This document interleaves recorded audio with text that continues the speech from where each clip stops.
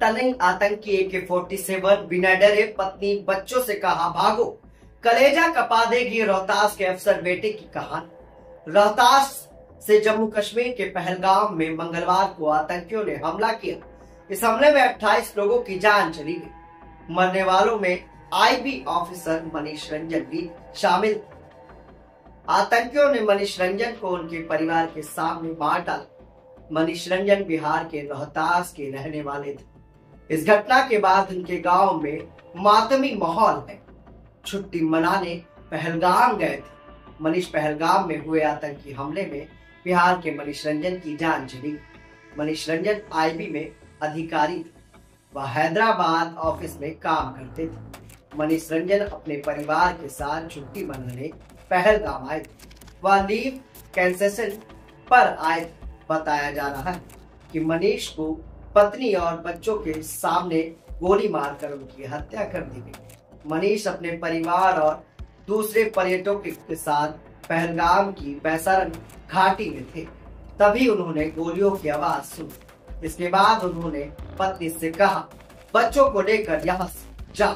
इसके बाद जया मिश्रा बच्चों को लेकर जाने लगी। तभी आतंकी वहां पहुंचे और मनीष को घेर कर गोली मार। गोली लगते ही मनीष की मौके पर मौत हो गई। अकोड़ी गोला के आरोही गांव के मनीष रंजन निवासी थे।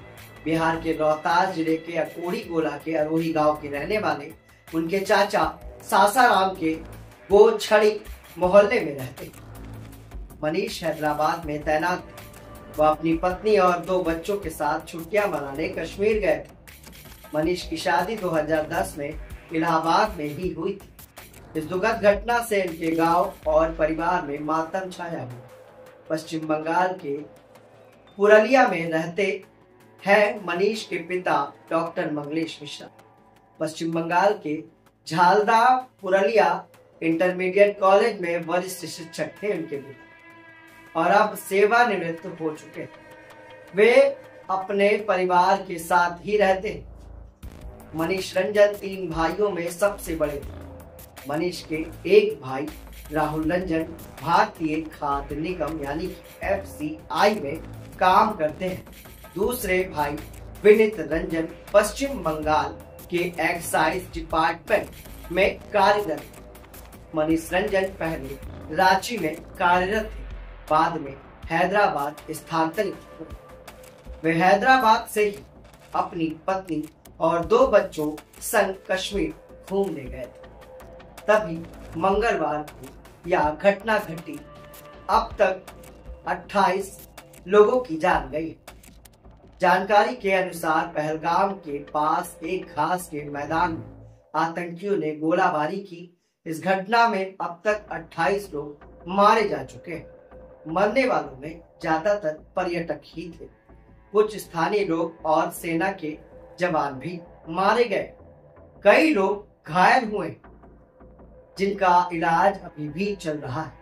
इस घटना के बाद पूरा देश गुस्से में है और आतंकियों के खिलाफ कार्रवाई की मांग कर रहा है। यहाँ तक कि बिहार के मुख्यमंत्री नीतीश कुमार ने इस घटना पर गहरा दुख जताया है। उन्होंने कहा है कि घटना निंदनीय है। आतंक के विरुद्ध पूरा देश एकजुट है। CM नीतीश कुमार ने आगे कहा है कि उन्होंने मरने वालों के परिवार वालों के लिए संवेदनाएं व्यक्त की है। उन्होंने घायलों के जल्दी ठीक होने की कामना भी की। सर्च ऑपरेशन अभी भी जारी है।